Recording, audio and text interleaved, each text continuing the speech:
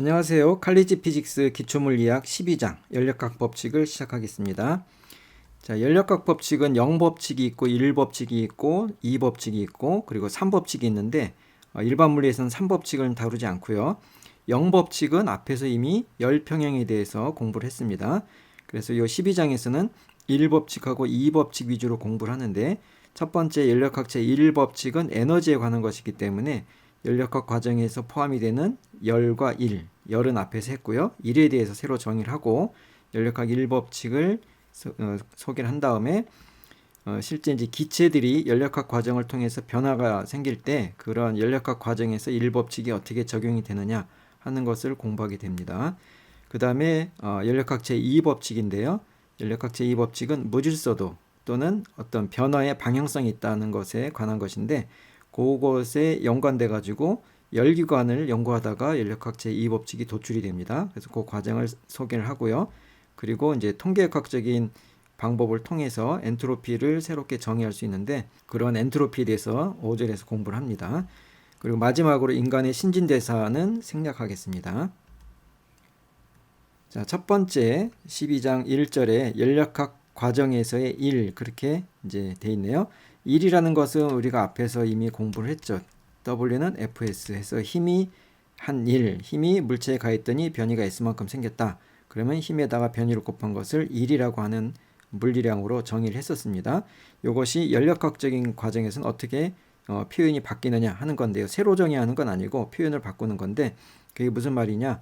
연력학 과정의 대상은 고체, 액체, 기체를 다 포함하는 것이기 때문에요.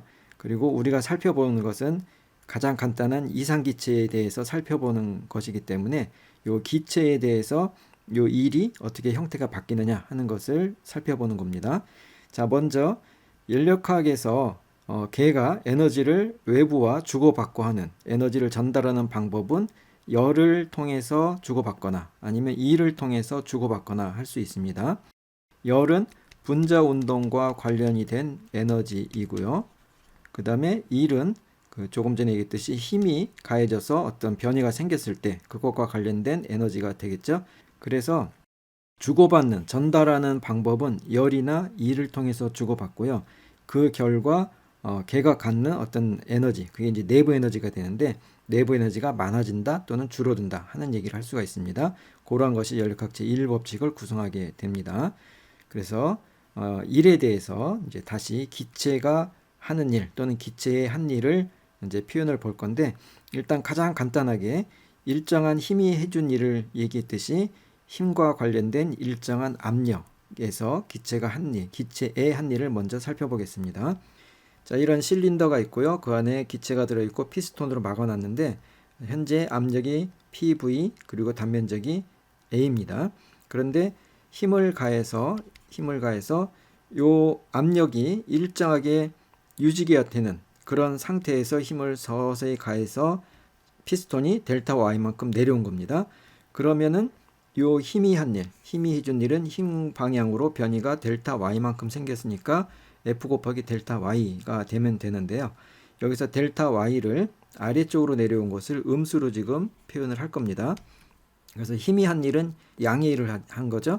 그렇기 때문에 음수에다가 마이너스를 곱해서 양수로 우리가 표시를 할 겁니다. 자, 그런데 이것은 우리가 역학적으로 앞에서 배웠던 일의 형태인데 이것을 기체 버전으로 바꾸면 기체를 기술하는 것이 압력이 있는 거고 그 압력에 의해서 이 실린더의 단면적 A에 해당하는 힘을 곱해서 힘을 가하는 거죠. 그래서 여기서도 힘이 F의 힘이 가해지면 이 실린더를 통해서 기체에 P 곱하기 A라는 힘을 가하고 있다라는 걸 알 수가 있습니다. 그래서 P 곱하기 A의 델타 Y로 바꿔 쓰고 여기서 더 나아가서 A 곱하기 델타 Y가 결국에는 이 기체의 부피 변화에 해당합니다. 그래서 기체에 해준 일을 압력 곱하기 부피 변화로 이제 형태를 바꿔서 표시할 수가 있습니다. 이때 부피 변화가 음수죠. 음수. 줄어들었으니까. 그래서 기체에 한 일은 양의 일을 해줬는데 앞에 마이너스를 곱했다 하는 거고요. 자, 그런데 이제 기체에 한 일 말고 기체가 한 일을 생각을 해보면 기체가 한 일은 기체도 지금 이 압력으로 피스톤을 지금 위로 밀고 있죠. 이렇게 힘을 가하고 있음에도 불구하고 그러니까 기체가 피스톤에 가하는 힘은 위쪽 방향인데 실제로 피스톤이 움직인 거는 아래로 움직였잖아요. 그래서 요 힘에다가 요 변위를 곱한 것이 기체 가한 일이 될 겁니다.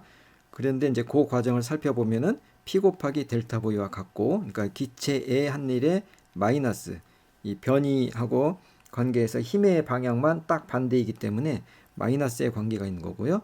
그래서 P 곱하기 델타 V로 기체 가한 일이 표시가 됩니다. 그래서 보통은 기체 가한 일을 많이 얘기를 합니다. 왜냐하면 기체의 상태 변화를 통해서 바로 기체 가한 일을 우리가 찾아낼 수 있잖아요. 압력 곱하기 부피 변화, 그것이 기체 가한 일이 됩니다. 근데 이 책에서는 뭐 특이하게 기체의 한 일을 자꾸 언급을 하고 있습니다. 이건 이제 화학에서 이제 주로 이런 표현을 많이 쓰는데, 일단 이 두 가지를 구분하면 되겠죠. 자, 그래서 이제 기체 가한 일을 살펴보니까 P 곱하기 델타 V, 그러면 이제 단위를 한번 보니까 P는 뉴턴 곱하기 미터 제곱이고 부피는 세제곱미터죠. 그래서 뉴턴 곱하기 미터가 되니까 이거는 그 FS 1의 단위랑 똑같은 거죠. 줄의 단위랑 같은 거죠. 그러면은 PV도 1이 될까? P 곱하기 V도 1이 될까? 그런 생각을 할 수가 있죠. 예, 그런데 이 PV도 차원은 1의 차원이 되는 게 맞습니다. 단위도 1의 단위, 줄 단위로 사용할 수도 있습니다. 하지만 1을 정의할 때는 PV는 1이 아니다 하는 겁니다. 아주 중요한데요. 기체가 한 일은 부피가 변해야지만 기체가 한 일을 생각할 수가 있습니다. 그러니까 변이가 생긴다는 얘기고요. 힘이 가해졌지만 변이가 없으면은 1이 0이죠. 얘가 0이면 1을 안 한 거잖아요. 그것처럼 압력에 의해서 힘을 가하고 있지만 부피가 변하지 않아서 기체가 뭔가를 바깥으로 밀어내지 않으면 그때는 기체가 한 일이 없습니다. 그래서 델타 V가 0이면 W가 1이 0이다 하는 거고요. 그 말은 그냥 P 곱하기 V다 하는 것이 단위는 1의 단위를 갖지만 1의 차원을 갖지만 이것은 1이 아니다 하는 거고요. 더 나아가서 부피는 가만히 있고 압력만 변하면 어떻게 되겠느냐? 이 경우도 부피 변화가 없으면 힘은 가하고 있지만 변이가 안 생긴 거기 때문에, 또는 힘이 더 커지고 있지만 변이가 안 생긴 거기 때문에 1이 아니다 하는 겁니다. 그래서 1에 대해서는 명확하게 부피 변화가 있을 때만 1이 정의가 된다 하는 것을 꼭 기억을 해야 됩니다. 자, 그래서 이것은 이제 힘이 일정할 때 이렇게 힘에다가 부피 변화를 곱한 것으로 1을 정의한 건데요. 이제 실제는 압력이 일정할 때, 압력이 일정하지 않은 경우도 굉장히 많습니다. 그러면 이제 그럴 땐 어떻게 되느냐? 그때는 힘 곱하기 변위 이 식에서 힘이 일정하지 않으면 FS 그래프에서 넓이였죠. 그런 식으로 압력하고 부피 그래프에서도 같은 식으로 생각할 수가 있습니다. 그래서 PV 도표에서 이제 1에 대한 정보를 우리가 얻어낼 수 있는데, 그것이 만약에 이제 일정할 때는 지금 이 그림에 있는 것처럼 부피가 줄었잖아요. 이런 식으로 이렇게 해서 줄어들었는데 압력은 일정하게 줄어들었죠. 그럼 요 간격이 델타 V가 되니까 P에다 델타 V를 곱한 것, 그러니까 요 사각형의 넓이가 바로 넓이가 1과 같다가 됩니다. 자, 그럴 때 이제 부피가 줄어들면 여기서는 기체가 한 일은 음수가 되는 거고, 부피가 늘어나면 거꾸로 늘어나면 기체 가한 일이 양수가 되는 거죠. 그래서 부피 변화하고 바로 기체 가한 일의 부호를 바로 연관시킬 수가 있기 때문에, 일단 그 PV 도표에서 그래프 아래 넓이, 요것은 그 기체 가한 일을 나타낸다 하는 것을 기억하면 되겠습니다. 자, 이 경우는 간단하지만 이제 복잡할 때는 이 넓이를 잘 찾는 방법을 동원해야 됩니다.